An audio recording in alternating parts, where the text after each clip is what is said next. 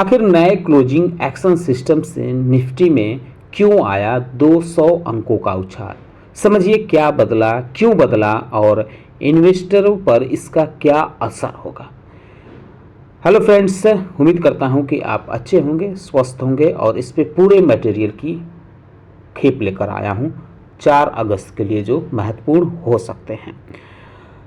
सोमवार को जो कारोबारी सत्र रहा कई मायनों में ऐतिहासिक रहा। एक तरफ निफ्टी ने 24,500 का अहम स्तर पार करते हुए मजबूत तकनीकी ब्रेकआउट दिया, वहीं बाजार बंद होने के अंतिम 15 मिनट में ऐसा घटनाक्रम हुआ जिसने ट्रेडर्स और निवेशकों को चौंका दिया। 3:15 पर जहां निफ्टी सामान्य बढ़त के साथ कारोबार कर रहा था, वहीं आधिकारिक क्लोजिंग में इंडेक्स करीब 200 अंक ऊपर पहुंच गया। ये 200 अंक काफ़ी मायने रखता है। इस असामान्य उछाल के पीछे कोई बड़ी आर्थिक घोषणा, विदेशी निवेश या अचानक आई खरीदारी नहीं थी। इसकी मुख्य वजह थी सेबी की ओर से लागू किया गया क्लोजिंग एक्शन सेशन, यानी जिसको शॉर्ट फॉर्म में CAS कहते हैं। आइए समझते हैं कि आखिर यह नया सिस्टम क्या है, पुराने सिस्टम से कैसे अलग है और भविष्य में इसका बाजार पर क्या असर पड़ सकता है और 4 अगस्त के लिए क्या महत्वपूर्ण खबरें हैं, आगे की क्या योजना बनाई जा सकती है। पहले हम जान लेते हैं कि आखिर यह व्यवस्था क्या है, यह कैसे तय होता है। दरअसल अब तक FNO वाले जो कंपनियां थीं, उनका क्लोजिंग प्राइस अंतिम 30 मिनट के कारोबार में वॉल्यूम वेटेड एवरेज प्राइस यानी VWAP से तय होता था। सरल भाषा में अगर इसे कहें तो अंतिम 30 मिनट में जिस भाव पर जितना अधिक कारोबार होता था, उसी के आधार पर औसत निकालकर क्लोजिंग प्राइस तय किया जाता था। यानी किसी एक कंपनी की या किसी एक समय की खरीद बिक्री से क्लोजिंग प्राइस में बहुत बड़ा बदलाव नहीं आता था। तो इस पूरी चीज़ों को जो था, अब क्या बदलाव किया गया है इस पे अगर हम बात करें तो सेबी का जो नया क्लोजिंग एक्शन सिस्टम है, जिसको CAS शॉर्ट फॉर्म में कहते हैं, इसमें बाजार के अंतिम 15 मिनट को अलग अलग ऑक्शन की तरह माना जाता है। इस दौरान इन्वेस्टर अगर कुछ इन्वेस्ट करते हैं या बेचते हैं, डालते हैं, तो फिर एक्सचेंज ऐसा भाव तय करता है जहां सबसे ज़्यादा खरीद और बिक्री के ऑर्डर पूरे हो सकें। इसी के इक्विलिब्रियम प्राइस कहा जाता है। यही भाव संबंधित शेयरों का ऑफर क्लोजिंग प्राइस बन जाता है।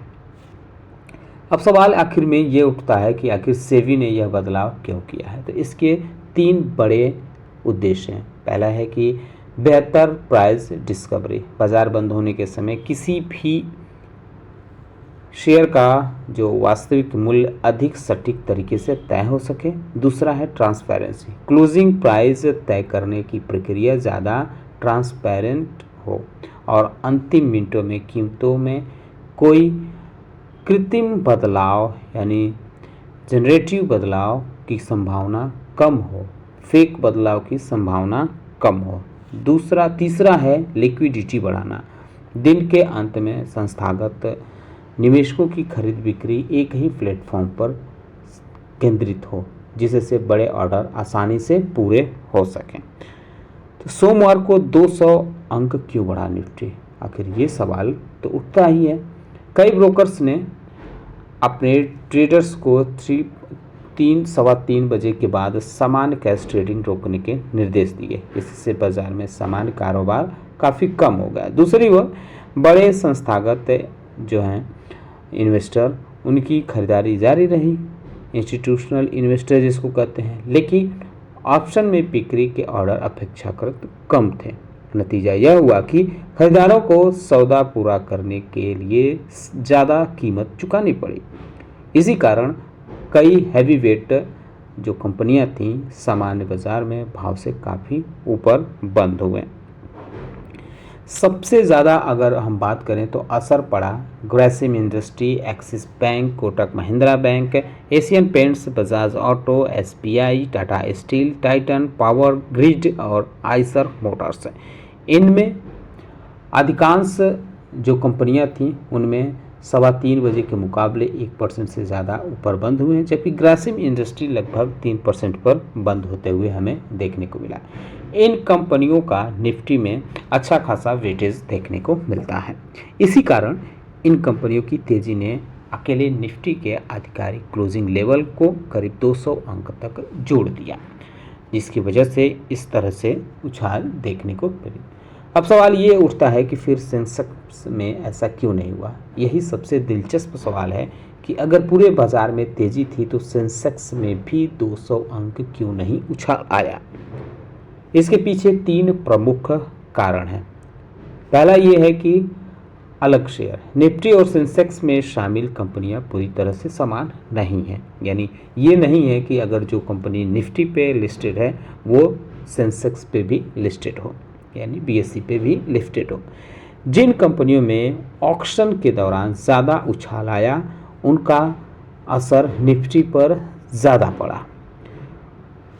दूसरा कारण यह है कि एनएसई बनाम बीएसई भारत में बड़े इंस्टीट्यूशनल इन्वेस्टर का अधिकांश कैश ट्रेडिंग एनएसई पे होता है, जबकि बीएसई में रिटेल इन्वेस्टरों की भागीदारी अपेक्षाकृत ज़्यादा रहती है। इसलिए ऑक्शन का प्रभाव एनएसई पर ज़्यादा दिखाई देता है। और तीसरा अगर कहें तो तीसरा है लिक्विडिटी। ऑक्शन के दौरान एनएसई में संस्थागत खरीदारी ज़्यादा थी लेकिन पर्याप्त बिकवाली नहीं थी। बीएसई में ऐसा असंतुलन नहीं बना, इसलिए वहाँ कीमतों में बड़ा बदलाव नहीं देखने के लिए मिला है। फ्यूचर्स ने क्या संकेत दिया है। निफ्टी फ्यूचर्स ने तेजी की पुष्टि क्यों नहीं की। अगर वास्तव में बाजार इतना मजबूत होता तो निफ्टी फ्यूचर्स में वैसी ही तेजी दिखती। सवाल यह उठता है, लेकिन ऐसा नहीं हुआ। फ्यूचर्स लगभग अपने समान स्तर पर ही रहे। यही कारण है कि कई ट्रेडर्स ऑक्शन ड्राइव रैली मान रहे हैं, न कि वास्तविक बुलिश मोमेंटम मान रहे हैं। अब कुछ चीज़ें हैं कि इससे हमें क्या सीख लेनी चाहिए। क्या यह सिर्फ पहले दिन की घटना थी या आगे भी ऐसा होता रहेगा।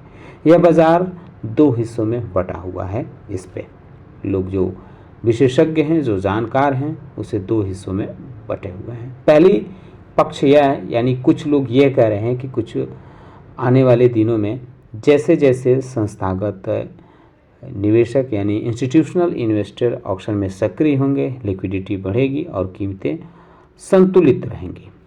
दूसरा पक्ष ये कहना है कि उनका कहना है कि यदि किसी दिन खरीदारी ज़्यादा और विक्रेता कम हो रहे तो भविष्य में भी क्लोजिंग प्राइस सामान्य बाजार भाव से काफ़ी ऊपर या नीचे तय हो सकती है। यानी यह केवल पहले दिन की समस्या नहीं बल्कि सिस्टम की एक संभावित कमजोरी हो सकती है। तो ये जो है महत्वपूर्ण बात कही जा रही है।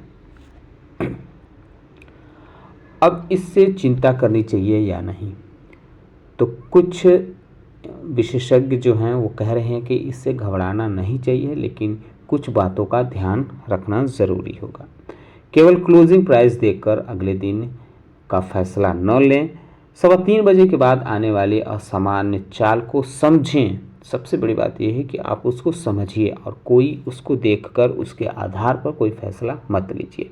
अगर किसी कंपनी में क्लोजिंग के दौरान अचानक बड़ी तेज़ी या गिरावट दिखे तो उसके पीछे ऑक्शन का प्रभाव भी हो सकता है और भी कई चीज़ें हो सकती हैं। एक्सपायरी डे जो है उस पर भी इस तरह की चाल को ज़्यादा देखने को मिल सकती है। अब सवाल ये उठता है कि आगे किस चीज़ों पे नज़र रखें। तो अब बाज़ार की दिशा सिर्फ तकनीकी ब्रेकआउट से तय नहीं होगी।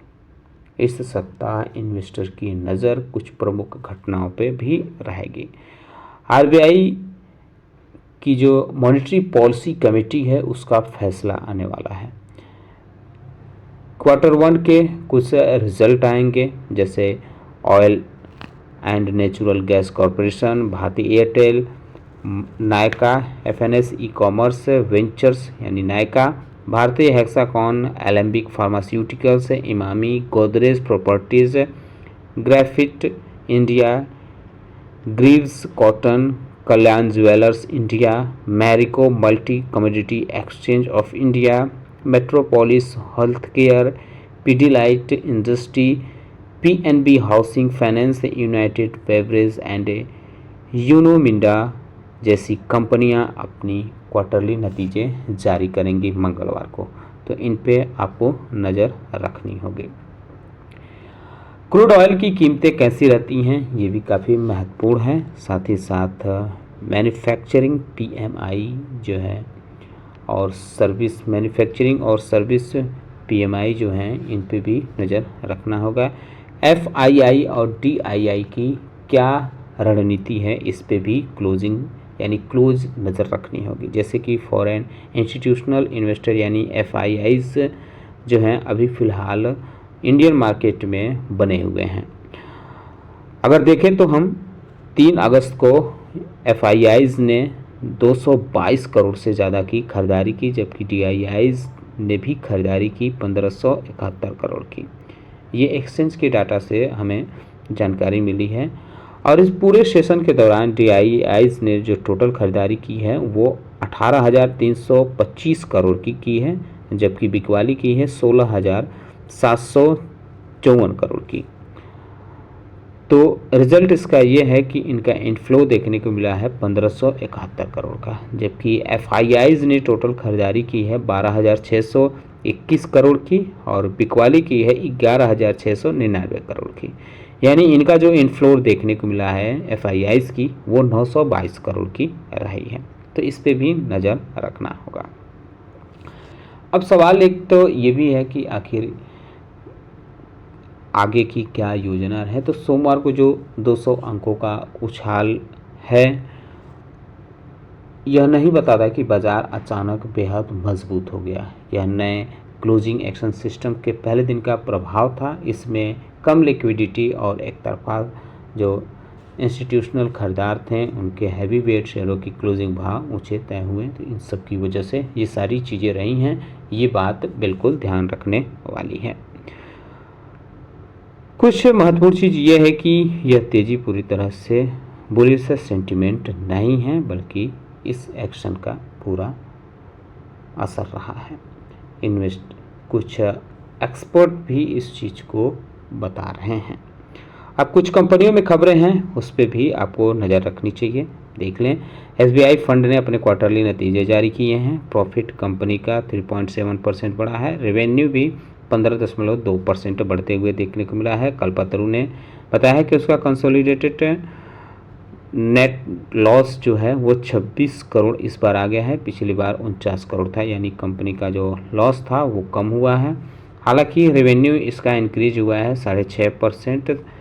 वहीं अगर Krishna institute and medical science limited की बात करें तो इसकी भी प्रॉफिट बढ़ते हुए देखने को मिली है, माफ़ कीजिएगा कम होते हुए देखने को मिली है। 47% इसकी कंसोलिडेटेड नेट प्रॉफिट कम हुई है, 78,000 से गिरकर 41 करोड़ पे आ गई है। पहले इसके पिछले बार 78 करोड़ रुपए देखने को मिली थी। रेवेन्यू इसका जंप किया है 35% के आसपास।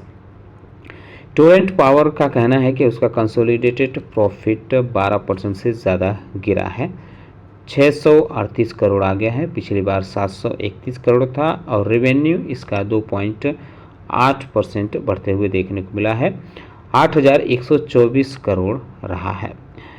ग्रेट ईस्टर्न शिपिंग कंपनी ने बताया है कि उसका कंसोलिडेटेड प्रॉफिट 159% बढ़ते हुए देखने को मिला है, 1,308 करोड़ रहा है। रेवेन्यू भी 66% से ज़्यादा, कह सकते हैं कि 67% बढ़ा है। डीएलएफ का कंसोलिडेटेड प्रॉफिट 4.1% इंक्रीज हुआ है। रेवेन्यू हालांकि 52% से ज़्यादा गिरा है। एडा ने भी अपने क्वार्टरली नतीजे जारी किए हैं। कंपनी का प्रॉफिट 37% बढ़ते हुए देखने को मिला है। नेट इंटरेस्ट इनकम भी 24% से ज़्यादा बढ़ा है। Texmaco rail and engineering limited का कहना है कि उसका कंसोलिडेटेड प्रॉफिट 30 करोड़ से बढ़कर 50 करोड़ आया है इस बार, यानी 66% इसका कंसोलिडेटेड प्रॉफिट बढ़ा है। रेवेन्यू हालांकि 16% से ज़्यादा 17% के आसपास से कम हुआ है और अदर इनकम इसका 8 करोड़ से बढ़कर 18 करोड़ पहुंच गया है, जबकि टैक्स राइट बैक स्टैंड इसका देखने को मिला है 7.57 करोड़। कंसाई रेनोलैक पेंट्स का कंसोलिडेटेड प्रॉफिट 4.8% बढ़ा है। रेवेन्यू भी इसका 9.8% बढ़ा है। Glaxo Smith Kline pharmaceuticals limited का कंसोलिडेटेड प्रॉफिट 15% से ज़्यादा बढ़ा है। रेवेन्यू इसका 16.6% बढ़ा है। KEI इंडस्ट्रीज लिमिटेड की कंसोलिडेटेड प्रॉफिट 40% बढ़ते हुए देखने को मिली है और revenue 23%। Gulf oil lubricants limited की प्रॉफिट 28% बढ़कर 123 करोड़ आई है। रेवेन्यू 30% बढ़कर 1327 करोड़ देखने को मिला है।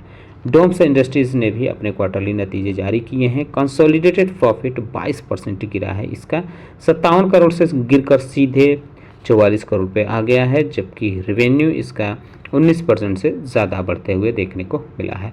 थॉमस कुक इंडिया लिमिटेड ने भी अपने क्वार्टरली नतीजे जारी किए हैं। कंपनी का कंसोलिडेटेड प्रॉफिट 0.2% गिरा है, यानी मामूली गिरावट देखने को मिली है। 72 करोड़ से गिरकर 71.9 करोड़ आया है। रेवेन्यू इसका स्लिप हुआ है 13% के आसपास।